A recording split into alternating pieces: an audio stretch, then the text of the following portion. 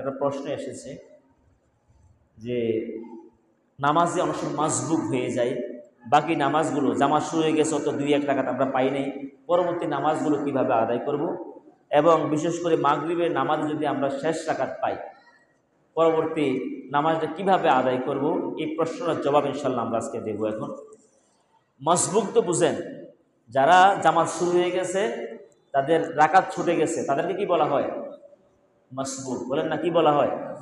মাসবুক। যারা জামাত চলতেছে, উনি এসে দেখলো 1-2 রাকাত চলে গেছে, উনি পায় নাই, যে লোকটা পায় নাই ওই লোকটাকে কি বলা হয়? মাসবুক। বুঝাচ্ছে কি না? মাসবুক বলা হয়। কেন? উনি 2-1 রাকাত পায় নাই, এই জন্য উনি মাসবুক। এই মাসবুক নামাজ কিভাবে আদায় করবে?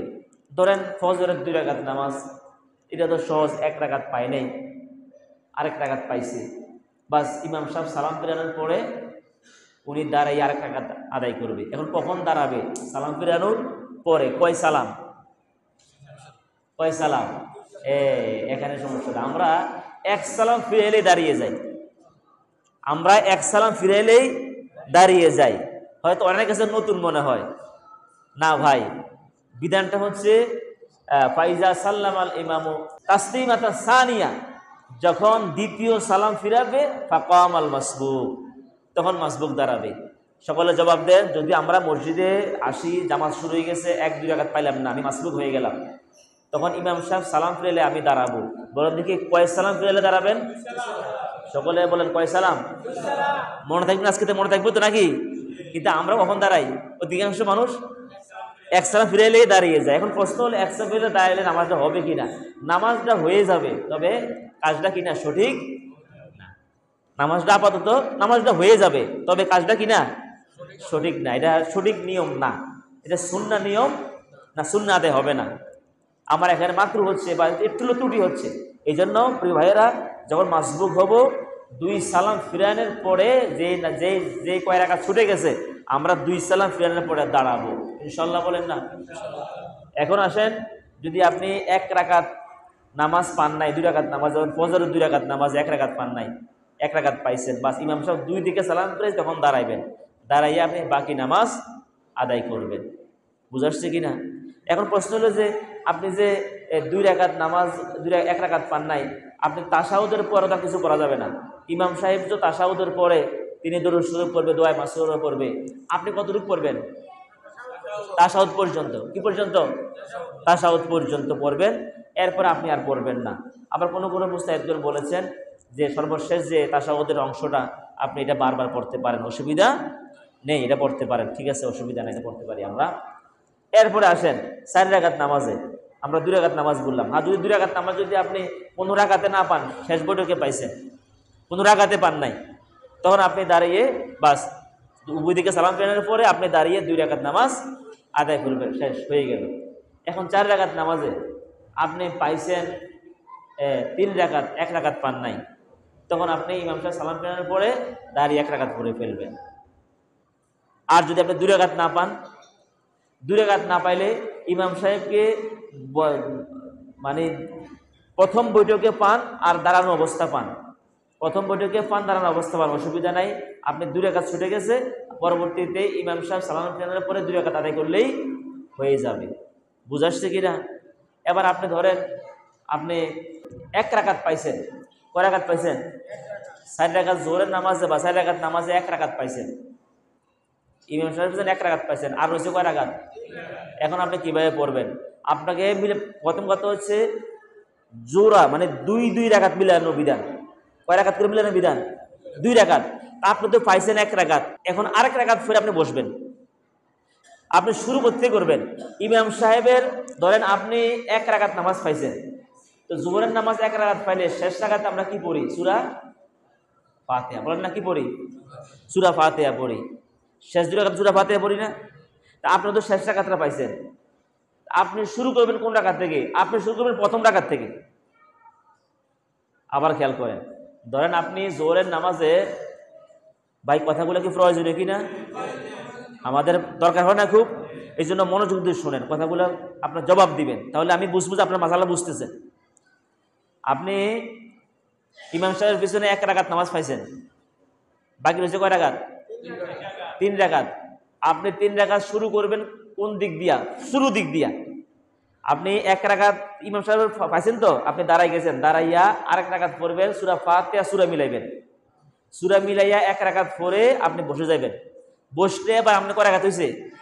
ওই যে 2 রাকাতে বসতে হয়, এই 2 রাকাত মিলে গেছে। আর হয়েছে কয় রাকাত? 2 রাকাত। এবার দাঁড়াইয়া প্রথমটা সূরা ফাতিহা পড়ে আরেকটা সূরা পড়বেন, 1 রাকাত প্রথম রাকাতে। দ্বিতীয় রাকাতে শুধু কি সূরা ফাতিহা। বুঝা আসছে কিনা? সূরা ফাতিহা। বাস আপনি এইভাবে নামাজ শেষ করবেন। যদি কোনো বুঝতে সমস্যা হয়, প্রয়োজন ইমাম সাহেব আছে, ওনার সাথে আবার আপনারা শেয়ার করবেন। তারপরেও ভুল পড়া যাবে না, চেষ্টা করতে হবে। যদি কারো বুঝে না আসে, শিখতে কি লজ্জা আছে ভাই? শিখতে লজ্জা আছে? সে কোনো লজ্জা নাই। যে শিখে না মূলত সেই মূলত ভুল পথে আছে। শিখলে শিখাতে লজ্জা না, শিখাতে আল্লাহ খুশি হন, শিখাতে নিজের আমল নামা বেড়ে যায়। আল্লাহ আপনাকে তলেবে এলেম হিসাবে আপনাকে মর্যাদা দিয়ে দিবেন। সুবহানাল্লাহ। এই জন্য আমরা এই যে জুমার নামাজে আসি, আমরা চেষ্টা করবো প্রত্যেক জুমাতে 2-1টা মাসালা রাখবো, কিছু দোয়া রাখবো, আর কিছু একটা আমরা আলোচনার বিষয় রাখবো। তাহলে আমরা অন্তত 3টা বিষয়ের ব্যাপারে একটা ধারণা আমরা অর্জন করতে পারবো ইনশাআল্লাহ। বলেন না? আজকে আমরা শুরুতে কি আলোচনা করছি বলেন দেখি? দোয়া শিখছি। কি শিখছি? বালা মুসিবত থেকে বাঁচার জন্য আমরা দোয়া শিখছি। 3টা দোয়া আমরা শিখছি। যারা আসেন না আগে তারা দোয়াগুলো পান নাই। গুরুত্বপূর্ণ 3টা দোয়া আমরা আমল শিখছি। অন্তত কারো যদি মুখস্থ নাও হয়ে থাকে, অন্তত আমরা দোয়াগুলো করা অবস্থা তো আপনি পড়তে পারছেন, সওয়াব পেয়ে গেছেন না? যাক, এরপর আমরা এই ভারতের মুসলমানদের অক্ষয় সম্পদ নিয়ে আমরা কিছু কথা বলেছি। এখন আমরা মাসা নিয়ে কথা বলতেছি। এই জন্য আমরা চেষ্টা করবো জুমার দিন আজানের সাথে সাথে আমরা চলে আসবো। বাড়িতে এমন কি কাজ ভাই? আমি বুঝি তো এমন কি কাজ আছে। আমরাও তো, আমাদের তো বাড়ি করেছিল, কি বলে 100 বাড়ি করেছিলাম, এখনও তো বাড়ি থাকি না, বাড়ি করেছিলাম। এমন জুমার দিন এমন কোনো আব্বা এমন কোনো কাজের চাপ দিয়ে রাখে না যে জুমার নামাজে আসতে পারবো না। আর এমনি তো আল্লাহর বিধান, যখন আজান হবে আজানের সাথে সাথে মসজিদে আসতে হবে। কার বিধান? যখন জুমার দিন নদী আলী সলাত নিয়মুল জুমা ফাসাউ ইলা যিকরিল্লাহ, দ্রুত চলে আসো, আল্লাহর বিধান। বাড়িতে বসে থাকা যাবে না, বাড়িতে বসে থাকলে গুনাহ হবে। এই জন্য আমরা সবাই চেষ্টা করব জুমার দিন আজানের সঙ্গে সঙ্গে মসজিদে আসতে ইনশাল্লাহ। বলেন না? তাহলে আমরা তো 3টা পয়েন্টে কথা বলবো, 3টা পয়েন্টের বিষয় আমরা শিখতে পারবো। আল্লাহ তৌফিক দিকে আমিন বলি। আচ্ছা, তাহলে আমরা এটা শিখলাম। তারপরে আসেন যেটা আমি বুঝাচ্ছি মাগরিবের সলাতে, এটা বুঝতে পারলে আপনার বাকি মাসবুকের মাসালা বুঝে ফেলবেন। মাগরিবের নামাজে যদি আপনি 1 রাকাত না পান, তাহলে তো 1 রাকাত দাঁড়ায় পড়ে ফেলবেন। কিন্তু মাগরিবের নামাজে আপনি পাইছেন মাত্র 1 রাকাত। কয় রাকাত পাইছেন? ধরেন আপনি যদি 1 রাকাত না পান মাগরিবের নামাজে, ইমাম সাহেব সালাম ফিরানোর পর আপনি দাঁড়িয়ে নামাজটা পড়ে ফেললেন, এটা তো সহজ। কিন্তু আপনি 2 রাকাত পাইলেন না। কয় রাকাত পান নাই? 2 রাকাত পান নাই, পাইছেন কয় রাকাত?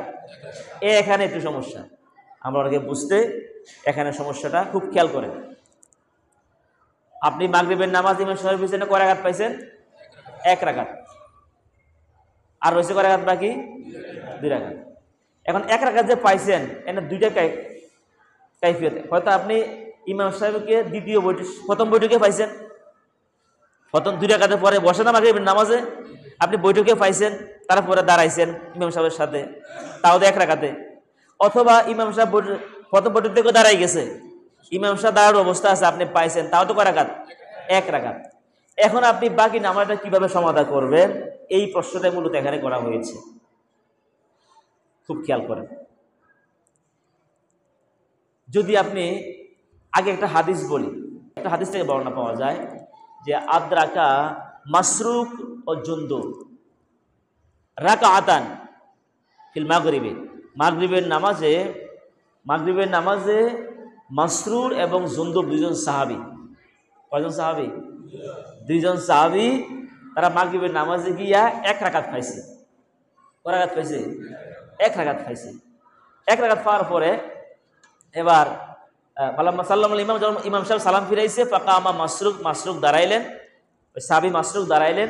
দাঁড়ানোর পরে তিনি আওয়াফা ইলাইহি রাকাতানি সুম্মা জালাসা, তিনি একসাথে 2 রাকাত পড়ে ফেলছেন, তারপরে বসছেন। এই একটা আমল। জুন্দুব রাদিয়াল্লাহু তিনি করছে কি, তিনি দাঁড়াইয়া 1 রাকাত পড়ছেন, পড়াইয়া বসছেন, বৈশা আবার দাঁড়াইয়া 8 রাকাত পড়ছেন। বুঝাচ্ছে কিনা? তাহলে কয় রকম হইল? 2 রকম। এবার এই ঘটনাটা, দুজনের ঘটনা নিয়ে উল্লেখ করা হয়েছে হযরত আব্দুল্লাহ ইবনে মাসউদ রাদিয়াল্লাহু তাআলার কাছে, নবীদের একজন জলিল কদর সাহাবী, বিজ্ঞ সাহাবী। ওনার কাছে গিয়ে দুজনের আমলটা ওনার কাছে অবগত করানো হলো। উনি বলছেন কেলাহুমা আহসানা, দুজনেই ভালো করেছে, তবে ফাফআল মা যা ফাআলা মাসরুক, তোমরা আমলটা করবে মাসরুক যেভাবে আমলটা করেছে ওই আমলটা তোমরা করবে। বুঝাচ্ছে কিনা? দুজনকে বলছে ভালো করছে, কাউরে তিনি খারাপ বলেন নাই, কিন্তু মাসরুক যে আমলটা করছে সে আমলটা তোমরা করবে, উনি এই পরামর্শটা দিয়েছেন। এই হাদিসটা থেকে আমরা এবার মাসালাটা বলতেছি মুস্তাহিদুল কিভাবে গবেষণা করেছেন, খুব খেয়াল করেন। যদি আপনি ইমাম সাহেবকে শেষ রাকাতে দাঁড়ানো অবস্থায় পান, কি অবস্থায়? দাঁড়ানো অবস্থায়। যেহেতু নিয়ম হচ্ছে 2 রাকাত আগে মিলানো, আগে নামাজের কয় রাকাত মিলাইতে হবে? 2 রাকাত। যেমন দেন আমরা 3 রাকাত নামাজ আগে 2 রাকাত মিলাই, পরে 1 রাকাত পড়ি। এমন তো করি না যে 3 রাকাত নামাজ 1 রাকাত পড়ে বৈশা দাঁড়াইয়া 2 রাকাত পড়ি, এমনটি করি আমরা না। নামাজের নিয়ম হচ্ছে আগে 2 রাকাত মিলাইতে হবে, যদি পরে আরো 2 রাকাত থাকে তাহলে আবার 2 রাকাত পড়বো, আর যদি পরে 1 রাকাত থাকে 1 রাকাত পড়বো। কয় রাকাত মিলাইতে হবে? 2 রাকাত মিলাইতে হবে। এই জন্য আপনি যদি ইমাম সাহেবকে দাঁড়ানো অবস্থায় পান, তখন আপনাকে মাগরিবের নামাজের কথা বলতেছি, ইমাম সাহেবকে শেষ রাকাতে দাঁড়ানো অবস্থা পাইছেন, তখন আপনি করবেন কি? আপনি ইমাম সাহেব সালাম ফিরানোর পরে আপনি দাঁড়াবেন, দাঁড়াইয়া সূরা ফাতিহা পড়ে একটা সূরা মিলাবেন, এরপরে বসে যাবেন, বসে তাশাহুদ করবেন, তাশাহুদ করে আবার দাঁড়াইবেন, আবার দাঁড়াইয়া সূরা ফাতিহা সূরা মিলাইয়া শেষ করবেন, করার পরে আবার শেষ বৈঠক আদায় করবেন। এবার বৈঠক কটা হয়েছে এখানে বলেন দেখি, কটা হয়েছে? আপনি ইমাম সাহেবের সাথে বৈঠক করেছেন একটা, আর নিজে করছেন কয়টা? 2টা। প্রথম রাকাত পরে একবার বসেছেন, আবার দাঁড়াইছেন, 3টা হয়েছে কিনা? বাস। যদি ইমাম সাহেবকে দাঁড়ানো অবস্থায় পান, এইভাবে নামাজটা শেষ করবেন। যদি কারো বুঝতে সমস্যা হয়, প্রয়োজনে রেকর্ড আছে আবার দেখে নেবেন, বা আমাদের ইমাম সাহেব আছে ওনার থেকে সহযোগিতা নেবেন। এখন আসেন দ্বিতীয় যে বিষয়টা, আপনি ওনাকে পাইছেন বসা অবস্থায়। কি অবস্থায়? কাকে? কোন বৈঠক এটা? প্রথম বৈঠক, মাগরিবের নামাজের প্রথম বৈঠকে পাইছেন। এরপর আপনি দাঁড়াইছেন, আপনি কয় রাকাত পড়তে হইব? 2 রাকাত। যদি আপনি আগে সিস্টেমে পড়েন তাহলে বৈঠক হয়ে যাবে 60টা। কথা খেয়াল করেন, যদি আপনি আগে সিস্টেমে পড়েন তাহলে বৈঠক হবে কয়টা? 60টা। এখানে বৈঠক বেশি গেছে না? এই জন্য মুস্তাহিদিন বলছেন এখানে আমলটা হবে ওই মাসরুকের আমলের মতো। বুঝাচ্ছে কিনা? যেহেতু বৈঠক বেশি হয়ে যাচ্ছে, যদি কেউ 60টা বৈঠকও আদায় কেউ এমনি করে ফেলে নামাজটা হয়ে যাবে, কিন্তু উত্তম কোনটা? ওই মাসরুকের আমল। রাদিয়াল্লাহু আনহু উনি করছে কি, ওই যে উনি এখন আপনি যখন ইমাম সাহেবকে ধরেন প্রথম বৈঠকে পাইছেন, ঠিক আছে, বৈঠকে পাইছেন, এবার আপনিও যাই বসছেন, এবার দাঁড়াইয়া 1 রাকাত পাইছেন, এবার আপনি 2 রাকাত পড়বেন, তাহলে একটা বৈঠকে পাইছেন, আবার দাঁড়াইয়া যদি 1 রাকাত পড়ে বসেন, 2টা বৈঠক হইল। ইমাম সাহেবের সাথে 1 বৈঠক, এখানে 1 বৈঠক, আবার ধরেন আপনি 1 বৈঠকে পাইছেন, ইমাম সাহেবের সাথে বৈঠক হইব 2টা, আপনার হইব কয়টা? আবার 2টা। তো কটা হইতেছে? 60টা। এই জন্য এই ক্ষেত্রে মাসরুকের আমলটা করবেন, যদি ইমাম সাহেবকে বসা অবস্থায় পান মাগরিবের নামাজের প্রথম বৈঠকে, আপনি বসে যাবেন, বসে আবার দাঁড়াই 1 রাকাত ইমাম সাহেবের পিছনে পড়ছেন, পড়ার পরে ইমাম সাহেব সালাম দুদিকে ফিরানোর পরে আপনি দাঁড়াইয়া সরাসরি করা করে ফেলবেন 2 রাকাত। প্রথম রাকাতে সূরা ফাতিহা কেরাত মিলাইবেন, দ্বিতীয় রাকাতে সূরা ফাতিহা কেরাত মিলাইয়া 2 রাকাত একসাথে পড়ে নামাজ শেষ করবেন। তাহলে বৈঠক কটা হবে তখন? 3টা। বুঝাচ্ছে কিনা? এই হলো এই আমলটা আপনারা করবেন। যদি কেউ ইমাম সাহেবকে মাগরিবের নামাজে এই আমলটা করতে গিয়ে অনেকে বিপাকে পড়ে যায়, অনেকে কি করবে না করবে মানে হতাশা পড়ে যায়, কিভাবে নামাজ আদায় করবে। যদি আপনি ইমাম সাহেবকে মাগরিবের নামাজে প্রথম বৈঠকে পান, বাস আপনি ইমাম সাহেবের সাথে প্রথম বৈঠকে পাওয়ার পরে দাঁড়াইবেন, সূরা ফাতিহা শুধু পড়বে, ইমাম সাহেব শেষ রাকাতটা পড়বে, এরপরে যখন ইমাম সাহেব আবার বসবে, সালাম ফিরাবে, সালাম ফিরানোর পরে আপনি দাঁড়াইয়া 2 রাকাত পড়ে ফেলবেন। সুতরাং আমাদের মাগরিবের নামাজের এই নিয়মটা আদায় হয়ে গেল।